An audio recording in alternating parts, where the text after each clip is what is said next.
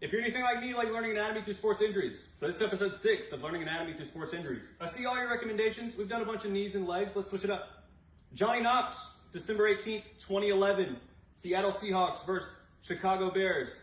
Johnny catches a pass, tries to cut it upfield, fumbles the football, tries to dive on it, and is spear tackled by a Seattle defender. Let's look at it from a different angle. Jumping on the fumble, folded in half at the lower back. So what is your spine? You have 7 cervical, 12 thoracic, 5 lumbar vertebrae. So this is likely involving the thoracic and lumbar vertebrae. And as you can see, they normally only allow about 30 degrees of extension. He's at about 50, maybe 60 degrees of extension, and that's dangerous, especially for this thing called your spinal cord. That controls all of your motor and sensory functions in your body. So if there was to be a fracture or a dislocation of that spine, that would be in danger. Luckily for Johnny, he retained all motor and sensory function and was able to walk again after a surgery, of course.